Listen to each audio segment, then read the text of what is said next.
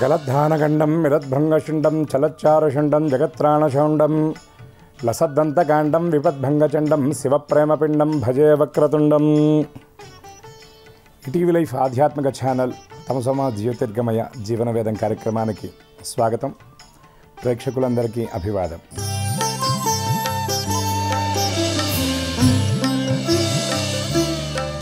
వేద విజ్ఞానాన్ని అత్యంత సులభంగా మనకి ఆకలింపు చేసుకునేటటువంటి రీతిలో అందిస్తున్నటువంటి జీవనవేదం కార్యక్రమంలో ఈనాటి మన అంశం చెప్పుకునే ముందుగా ఈనాటి పర్వమైనటువంటి శంకర జయంతి చాలా విశేషమైనటువంటి రోజు. జాతికి జ్ఞానభిక్ష పెట్టినటువంటి మహానుభావుడు శంకరుడు. దుష్టాచార వినాశాయ ప్రాతుర్భూతో మహీతలే స ఏవ శంకరాచార్య సాక్షాత్ కైవల్యనాయక అని శాస్త్రం చెప్తుంది. దుష్టాచారములు పెచ్చుమీని ధర్మం అనేటటువంటి కుందేలుని 72 పాషండ మతాలు అనేటటువంటి కుక్కలు వేటాడుతూ ఉన్నటువంటి సమయంలో కైలాసవాసి కవచి కపర్తి నీలలోహిత గరుడకంఠుడు సాక్షాత్తు శంకర భగవత్పాదుల వారిగా నేలపై ఆవిర్భవించి కాలడి నుండి కాలినడకన కాశ్మీరం నుండి కన్యాకుమారి వరకు పాదయాత్ర చేసి ధర్మ ప్రతిష్టాపన చేసినటువంటి పరమ మంగళ గురుస్వరూపుడు శంకర భగవత్పాదుల వారు. ఆయన ఆ జయంతి నాడు ఈనాడు మనం జీవనవేద కార్యక్రమంలో తృప్తి అనేటటువంటి అంశాన్ని మనం చెప్పుకుంటున్నాం. మన అంశంలోకి వెళ్లే ముందుగా ప్రేక్షకులందరికీ శంకర జయంతి శుభాకాంక్షలు. శంకర కృప కోసం ఈనాడు అందరూ కూడా శంకరుడి యొక్క దివ్యనామాన్ని స్మరించడంతో పాటు ఆయన రచించి విరచించినటువంటి ఏదైనా స్తోత్రాన్ని పారాయణ చేసి కృతజ్ఞత అంజలిని మనందరం ఆ శంకరుడికి ఆవిష్కరిద్దాం. జై జై శంకర, హర హర శంకర. వేదం మన జీవననాదం, వేదోఖిల కర్మమూలమని మనం చేసేటటువంటి ప్రతి పనికి కూడా శృతులు స్మృతులు సదాచారం అని 3 పద్ధతుల్ని మనం అనుసరిస్తూ ఉంటాం. అటువంటి వాటిల్లో మొట్టమొదటిది బ్రహ్మణములు అని పిలువబడేటటువంటి వేదాలలో ఉన్నటువంటి ధర్మం అందరికీ ఆచరణీయం, అనుసరణీయం. అటువంటి వేదం చెప్పినటువంటి ధర్మ ప్రకారం నిర్వహించేటటువంటి అనేక వైదిక కర్మలలో అనేక చోట్ల శాంతిరస్తు, పుష్టిరస్తు, తుష్టిరస్తు అనేటటువంటి వాక్యం వైదిక కార్యక్రమాల్లో వింటూ ఉంటాం. తుష్టి అంటే ఏమిటి అంటే మనందరికీ అర్థమయ్యే పరిభాషలో చెప్పుకోవాలి అంటే తృప్తి. ఈ తృప్తి అనే దాని గురించి వేదంలో ఉపనిషత్తుల్లో అనేక చోట్ల అనేక సందర్భాల్లో చెప్పబడుతూ ఉంటుంది. సవనం అంటే యజ్ఞం నిర్వహించిన తర్వాత యజ్ఞకర్తకు కూడా తృప్తి కలుగుగాక అని పండితులందరూ కూడా ఆశీర్వచనం చేస్తారు. అటువంటి తృప్తి యొక్క వైశిష్ట్యం ఏమిటి, తృప్తిని గురించి వేదంలో ఎన్ని విధాలుగా చెప్పారు, తృప్తి వైభవం గురించి మనం విస్తారంగా చెప్పుకునే ప్రయత్నం చేద్దాం. ఒక మాట అంటూ ఉంటారు, కోవా దరిద్రో విశాల తృష్ణ శ్రీమాంశ్చ కోయశ్చ సమస్త కోశ. ఎవడు నిజమైనటువంటి దరిద్రుడు అంటే తిండికి లేనివాడో, కట్టుకుంటానికి బట్ట లేనివాడో, ఉండటానికి గూడు లేనటువంటి వాడో కాదట. శ్రీమాంశ్చ కోయస్థ సమస్త కోశ. తన కోశాగారంలో తన దగ్గర అన్ని డబ్బులు, అంత ధనం, అంత సొమ్ము ఆస్తి అంతా ఉన్నప్పటికీ కూడా చాలదో చాలదో చాలదో అని పరిగెత్తేటటువంటి వాడు ఎవరైతే ఉంటాడో వాడే నిజమైనటువంటి దరిద్రుడు అని శాస్త్రం చెప్తుంది. వేదం కూడా అదే మాట చెప్తుంది. మనిషికి కావలసినటువంటి ముఖ్యమైనటువంటి సంపదల్లో తృప్తి అనేటటువంటి సంపద చాలా ప్రధానమైనది అని మనకి వేదం చెప్పడంతో పాటు అనేక మంది శతకకర్తలు, అనేక మంది మహర్షులు, అనేక సంహితాది గ్రంథాలలో కూడా ప్రత్యేకించి చెప్పబడుతుంది. ధనము కూడబెట్టి ధర్మంబు సేయక తాను దినక లెస్స దాచుగాక తేనెటీగ గూర్చి తెరువరికి యదా విశ్వదాభిరామ వినురవేమ అని వేమన గారు చెప్తారు. తేనెటీగ ఎంత మధువుని గ్రోలినా, ఎంత తేనెని సంపాదించి దాచిపెట్టినా అది ఇంకా చాలదో చాలదో అని పరిగెత్తుతూ ఉంటుంది. అది తెచ్చి చివరికి మొత్తం కూడబెడితే ఏమవుతుంది అంటే ఎవడో ఒక మంచి రోజు చూసి పొగబెట్టి ఆ ఈగలన్నీ కూడా వెళ్ళిపోయిన తర్వాత ఆ తేనెని వాడి పిండుకొని ఆ సారాన్ని గ్రహిస్తాడు. అందుకే ఇంకొక మాట కూడా అంటారు, తల్లి గర్భము నుండి ధనము తేడెవ్వడు వెళ్ళిపోయేడి నాడు వెంటరాదు, లక్షాధికారైన లవణమన్నమే గాని మెరుగు బంగారంబు మృంగబోడు, విత్తమార్జన చేసి విర్రవీగుట గాని కూడబెట్టిన సొమ్ము కుడవబోడు, పొందుగా మరుగైన భూమి లోపల దాచి దాచి తుదకు దొంగలకిత్తురో దొరలకవునో భూషణ వికాస శ్రీధర్మపుర నివాస దుష్ట సంహార నరసింహ దురిత దూర అంటాడు కవిశేషప్ప నరసింహ శతకల్లో. వస్తూ తెచ్చిందేమీ లేదు, పోతూ తీసుకుపోయేదేమీ లేదు. ఉన్నంతకాలం నాది నాది నాది అని మనందరం కూడా ప్రాకులాడుతూ ఉంటాం. ప్రతి వాడిలో ప్రధానంగా కనబడేది ఏమిటి అంటే అహంకార మమకారాలు. అహం అంటే నేను, మమ అంటే నాది. ఎక్కడ చూసినా అదే కనపడుతూ ఉంటుంది. సాక్షాత్తు దామోదరుడుగా పిలువబడేటటువంటి శ్రీకృష్ణ పరమాత్మని ఆయన బాల్యాంక చేష్టలను నివారించడం కోసం, ఆయన అల్లరిని అరికట్టడం కోసం యశోదాదేవి ఆయన తాడుతో కట్టేయాలి అని ప్రయత్నం చేసింది. నిజంగా భగవంతుడు తాడుతో కట్టబడతాడా? అయితే దేనికి కట్టబడతాడు అంటే నారదుడు చెప్తాడు, ఆయన భక్తి అనేటటువంటి తాడు కట్టబడతాట. భక్తి సూత్రేణ భజ్యతే భగవాన్, భక్తి సూత్రేణ బధ్యతే అంటే భక్తి అనేటటువంటి సూత్రము చేత బంధింపబడతాట. అయితే ఆ యశోదాదేవి ఆయన బంధించాలని ప్రయత్నం చేస్తూ ఉంటే, చిన్నవాడు బాలకృష్ణుడు కాబట్టి ఆయన నడుము ఇంత ఉంటుందని ఆవిడ ఇంత తాడు తీసుకొచ్చింది. దాన్ని కట్టే ప్రయత్నం చేస్తే 2 అంగుళాలు తక్కువైంది. ఈసారి దానికంటే కొంచెం పొడవైనటువంటి తాడును తీసుకొచ్చే ప్రయత్నం చేసింది. ఆ పొడవైనటువంటి తాడు తీసుకొచ్చి కట్టే ప్రయత్నం చేసినప్పుడు అది కూడా 2 అంగుళాలు తక్కువైంది. ఈసారి చిన్న తాళ్ళు కాదు అని బారెడు ఉన్నటువంటి తాడు తీసుకొచ్చి కట్టే ప్రయత్నం చేసింది. అప్పుడు కూడా ప్రయత్నం చేస్తే 2 అంగుళాలు తక్కువైంది. ఇక్కడ చెప్తారు ఏమిటా 2 అంటే, ఒకటి అహం, రెండవది మమ. అహం అంటే నేను, మమ అంటే నాది. ఈ అహంకార మమకారాలు ఉండడం వల్ల జీవుడు పరమాత్మను చేరుకోలేకపోతున్నాడు. జీవాత్మ పరమాత్మలో ఐక్యం అవ్వలేకపోతుంది. భగవంతుడికి మనకి మధ్యలో 2 అంగుళాల దూరం అలా మిగిలిపోతుంది. ఏమిటి అది అంటే అహం మమ అనేది. అది కాబట్టి ఆ అహంకార మమకారాలు వదిలిపెట్టినటువంటి వాడే ఎప్పుడైనా తరిస్తాడు అన్నటువంటి విషయాన్ని మనం తప్పకుండా చెప్పుకోవాలి. ఇక్కడ శతకకర్త చెప్పినటువంటి మాట కూడా అదే. ఎన్నాళ్ళు ఇది నాది, నేను అనేటటువంటి తపన పడ్డ చివరికి వెళుతూ వాడు తీసుకువెళ్ళేటువంటి ఏమీ లేదు. ఇంకొక మాట కూడా చెప్తారు, భూమి నాది అన్న భూమి భక్కున నవ్వు, దానహీనుని చూచి ధనము నవ్వు, కథనభీతును చూచి కాలుడే నవ్వురా అంటాడు ఒక శతకకర్త. ఈ ఉన్నంతకాలం కూడా గజం ఉన్నటువంటి వాడు ఇంకేదో కొన్ని ఎకరాలు కావాలనుకుంటాడు. ఎకరాలు ఉన్నవాడు ఇంకా ఏదేదో కావాలని పరిగెత్తుతాడు. కానీ ఈ భూమంతా నాది అని అందరికీ చెప్తాడు. కానీ భూమాత వాడిని చూచి నవ్వుతుంది. ఏమని అంటే, నేను నీ దాన్నేమిట్రా ఉద్ధృతాసి వరాహేణ కృష్ణేన శతబాహున, నన్ను రక్షించినటువంటి వరాహమూర్తి, యజ్ఞవరాహమూర్తి అయినటువంటి శ్రీమన్నారాయణమూర్తి దానిరా, నేను నీ దాన్ని కాదు అని భూమి భక్కున నవ్వుతుంది. దానహీనుని చూచి ధనము నవ్వు. ఈ డబ్బుని కూడబెట్టి మూటగట్టి వాడు దానం చేయకుండా, వాడు తినకుండా, అనుభవించకుండా ఉంచినటువంటి వాడిని చూచి నవ్వుతుంది. ఎందుకు అంటే, ఒరే నాయన, నేను నిన్న ఒక్కడి దగ్గర ఉన్నాను, ఇవాళ నీ దగ్గర ఉన్నాను, రేపు ఇంకెవరి దగ్గర ఉంటానో నీకు తెలియదు కదా అని. దీని గురించి రామకృష్ణ పరమహంస అద్భుతమైనటువంటి ఒక కథ చెప్తారు. ఒక భద్రగజం వీధిలో వెళుతూ ఉంటే, ఆ వీధిలో ఉన్నటువంటి చిన్న కలుగులో నుండి ఒక కప్ప బయటకు వచ్చి ఆ భద్రగజాన్ని చూసి అహంకారంగా నవ్వడంతో పాటు తొడగొట్టిందిట. చూసావా నేనంత బలశాలిను అని. పక్కనున్నటువంటి శిష్యుడు రామకృష్ణ పరమహంసని అడిగాట, స్వామి ఏమిటి ఈ వైపరీత్యం? మామూలుగా ఉండేటటువంటి గజాల కంటే భద్రగజం అంటే అది చాలా ఎత్తులో కానీ ఒడ్డు పొడుగు అన్ని విధాలుగా బలమైనది. అటువంటి భద్రగజాన్ని చూచి ఒక బావురు కప్ప తొడగొట్టడం ఏమిటి అంటే, రామకృష్ణ పరమహంస ఒక మాట చెప్పాట. కొద్దిసేపటి ముందు ఈ వీధిలో గుండా ఒకడు వెళ్ళాడు. అతని లాల్చీకి చిన్న బెజ్జం ఉండడం వల్ల ఆ జేబులో ఉన్నటువంటి ఒక పావలా కాసు అక్కడ పడింది. ఆ పావలా కాసు ఈ కప్పకు దొరికింది. ఆ పావలా కాసు తన దగ్గర ఉంది అనేటటువంటి గర్వంతో ఈ విధంగా ఈ భద్రగజం మీద తొడగొట్టింది బావురు కప్ప అని చెప్పాట. మనం కూడా అంతే, డబ్బును చూచి వాళ్ళ మన దగ్గర ఉన్నటువంటి సంపదను చూచి మనం పొంగిపోయి మనమే బలవంతులం అనుకుంటాం. కానీ సిరిత వచ్చును సరళితముగా నారికేళ సలిలం భంగిన్, సిరిత పోయిన పోవును కరిమినంగిన వెలగపండు కరణిని సుమతి అని చెప్పినట్టుగా సంపద ఎప్పుడు ఎలా వచ్చి ఎవరిని సంతోషపెడుతుందో, సంపద ఎప్పుడు వెళ్ళిపోయి ఎవరిని బాధ పెడుతుందో మనం చెప్పలేము. అందుకే సంపదని మహాలక్ష్మీదేవి అంటారు. దారిద్ర్యాన్ని వెళ్ళిపోయేటటువంటి లేమిని ఏమంటారంటే జ్యేష్ఠాదేవి అంటారు. ఒకసారి లక్ష్మీదేవికి జ్యేష్ఠాదేవికి ఇద్దరికి కూడా పోటీ వచ్చింది, మా ఇద్దరిలో ఎవరు గొప్పవారు అని. అప్పుడు నారద మహాముని దగ్గరికి వెళ్ళాట. వెళ్ళి, నారదా నీవు న్యాయ నిర్ణయం చేయాలయ్యా, మా ఇద్దరిలో ఎవరు బాగుంటారు అంటే, నారద మహాముని చెప్పాట, అమ్మా చిన్నక్క అంటే లక్ష్మీదేవి నువ్వు వస్తూ ఉంటే బాగుంటావు, అమ్మా పెద్దక్క అంటే జ్యేష్ఠాదేవి నువ్వు వెళుతూ ఉంటే బాగుంటావు అని చెప్పాట. అంటే కలిమి లేమి రెండూ కూడా ఎప్పుడు వస్తాయి అనేది మనం ఎవరని చెప్పలేము.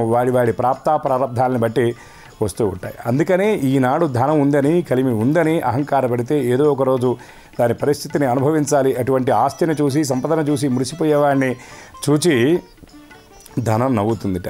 కథన భీతిని చూచి కాలుడే నవ్వురా. కథనంలోకి వెళ్ళిన తర్వాత భయపడి అయ్యో నేను చచ్చిపోతాను అని భయపడ్డవాడిని చూచి మృత్యువు నవ్వుతుందిట. ఎన్నాళ్ళు తప్పించుకొని తిరుగుతావురా నీవు ఎన్నాళ్ళు పరిగెత్తినా, ఎన్నాళ్ళు దాక్కున్నా, ఎక్కడ దాక్కున్నా చివరికి నువ్వు నా కౌగిల్లోకి చేరక తప్పదు కదా ఎందుకంటే మృత్యు అంటే ఎంతవాడికైనా భయమే. అందుకే రాక్షసులు కొన్ని సంవత్సరాల పాటు నిద్రాహారాలు లేకుండా కష్టపడి ఒంటికాల మీద తపస్సు చేసి, ఒంటి వేలి మీద తపస్సు చేసి, శరీరం అంతా పుట్టలు కట్టినా కూడా చివరికి తపస్సును మెచ్చే బ్రహ్మదేవుడు ప్రత్యక్షమైతే వాళ్ళు అడిగేటటువంటి వరం ఏమిటి అంటే చిరంజీవత్వాన్ని ప్రసాదించమని. అంటే మృత్యువు లేకుండా వరాన్ని ఇవ్వమంటాడు.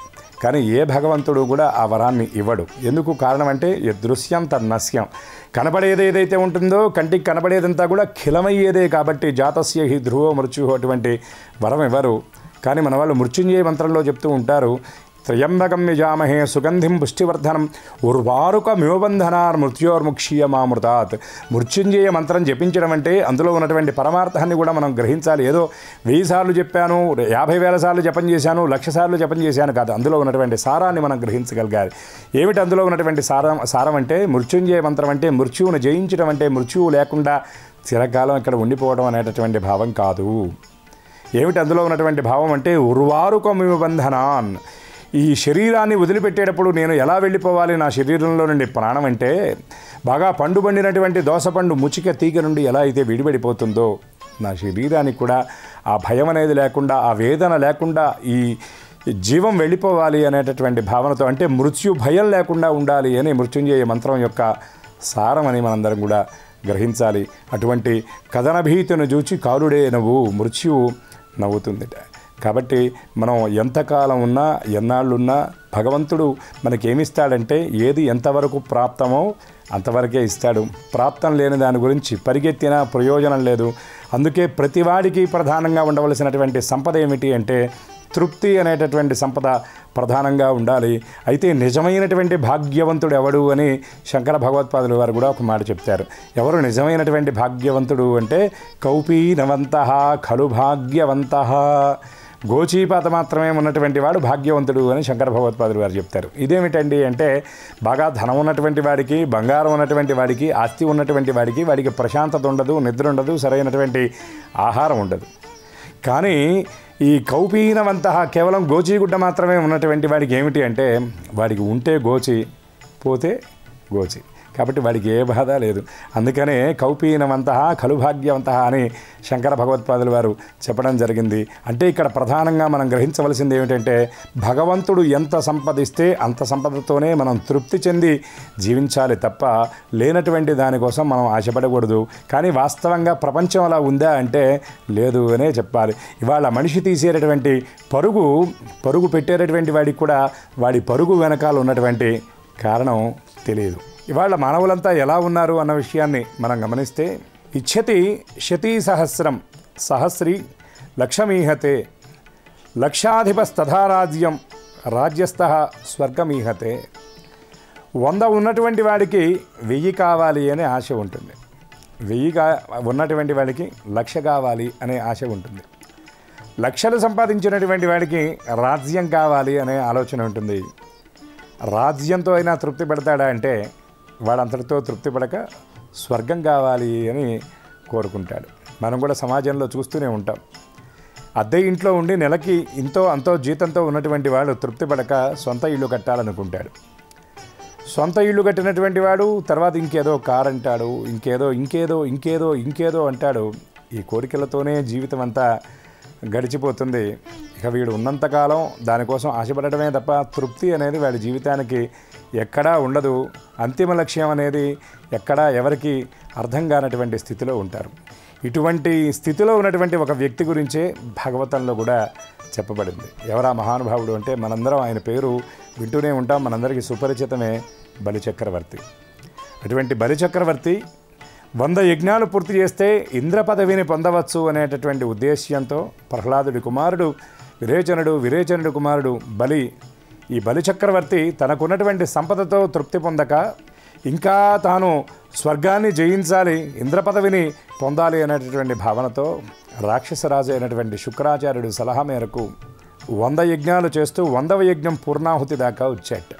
యజ్ఞయాగాది కర్తవులు జరిగేటప్పుడు దానాలు చేస్తారు. పూర్ణాహుతి కంటే ముందు యజ్ఞఫలం పరిపూర్ణంగా రావాలి. అటువంటి బలి చేసేటటువంటి దానాల కోసం ఎంతోమంది విప్రోత్తములందరూ కూడా వచ్చి ఉన్నారట. అటువంటి సమయంలో దేవతల తల్లి అయినటువంటి అదితి భగవానుడి కోసం ప్రార్థన చేసిందట. ఓ పరమాత్మ, నీవు నా కుమారుడికి ఇంద్ర పదవినిచ్చావు, తాను చక్కగా దేవ పరిపాలన చేస్తున్నాడు. అటువంటి నా కుమారుడిని రాజ్యభ్రష్టుని చేయడం కోసం ఈ బలిచక్రవర్తి యజ్ఞం చేస్తున్నాడు. ఈ 100వ సవనం 100వ యజ్ఞం పూర్తయితే నా ఇంద్రుడు పదవీభ్రష్టుడు అవుతాడు కదా అని ఆవిడ బాధపడుతూ ఉంటే, లేదు నేనున్నానని అభయం ఇచ్చి శ్రీమన్నారాయణమూర్తి అదితి గర్భవాసాన ఒక బాలుడిగా జన్మిస్తారట. 6 సంవత్సరాల బాలుడు, అమాయక బాలుడిగా శ్రీమన్నారాయణమూర్తి జన్మించిన తర్వాత, అమ్మా నేను వెళ్ళి బలిచక్రవర్తి యొక్క యాగాన్ని ఆపేస్తాను అని చెప్పి బయలుదేరి వెళ్ళాట. ఎలా ఉన్నాడు ఆ మహానుభావుడు అంటే, చక్కగా ఉపనయనం చేసుకున్నటువంటి ఒటువు బాల ఒటువులాగా ఉన్నాడట. కేశ సంస్కారం గావింపబడి ఒక చిన్న చక్కటి పిలుకతో చేతి యందు ఒక ఛత్రాన్ని ధరించి కమండలం జపమాల ధరించి ఆ ఒడుగు, ఆ బాల బాపడు, ఆ బుడతడు అలా బయలుదేరి వెళుతూ ఉన్నట్ట. దేవతలు సైతం పైనుండి ఆశ్చర్యంగా చూస్తున్నారట ఆయన యొక్క ఆ సౌందర్యాన్ని, స్వామి యొక్క ఆ అవతారాన్ని చూస్తూ. బలిచక్రవర్తి చేసినటువంటి ఆ యజ్ఞం దగ్గరికి అలా నడుస్తూ వస్తూ ఉంటే ఆ ప్రాంతమంతా స్తంభించినట్టుగా ఆ దృష్టంతా కూడా ఆ బాల ఒడుగుపైనే అందరూ కేంద్రీకరించారు. అటువంటి బలిచక్రవర్తి చేస్తున్నటువంటి యజ్ఞ ప్రదేశం దగ్గరకు వచ్చి, అందరికీ దానాలు ఇస్తున్నారు కదా, నాకు కూడా దానం ఇస్తారా అని ఆ బాలబాపడు అడిగాట. అక్కడ ఉన్నటువంటి వాళ్ళందరూ ముగ్ధులయ్యారు.